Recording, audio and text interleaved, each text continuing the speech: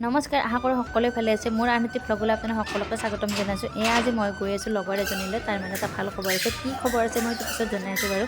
আৰু এয়া ওলাই আহিলোঁ আমি। ৰাস্তাবিলাক দেখিছেনে ফ্ৰী আছে, আৰু এনেকুৱা ফ্ৰী ৰাস্তাত ক'বই নালাগে, খুব ভাল লাগে। আৰু এয়া পালোঁ যোৰাবাট, আৰু ইয়াৰ পৰা ৰাস্তাবিলাক খুব ভাল লাগে, মানে একাপেকা ৰাস্তা যে মেঘালয় ডিষ্ট্ৰিক্ট পৰে সেইকাৰণে। আৰু এয়া আমি আহি পালোঁ, কিন্তু মেইন লোকেশ্যন এতিয়ালৈকে পোৱা নাই, বহুত দূৰ আছে সেইকাৰণে, কেতিয়া পাম নাজানো আৰু এয়া আহি তাইৰ ঘৰ পালোঁ। এয়া দেখিছেনে এইখন ফটো আচলতে মই লগৰজনীৰ হাজবেণ্ডৰ বাৰ্থডেত গিফ্ট দিছিলোঁ, আৰু তাই এনেকৈ ধুনীয়াকৈ সজাই থৈছে, খুব ভাল লাগিছে দেখি কিনে। আৰু এইখন হৈছে তাহাঁতৰ বিয়াৰ ফটো, এইখনো আপোনালোকক অকণমান দেখুৱাই দিলোঁ। আৰু এয়া তাইক লগ পালোঁ, ভাল খবৰ মানে কৈছিলোঁ যে ভাল খবৰ আছে, এয়াই তাইৰ ভাল খবৰ।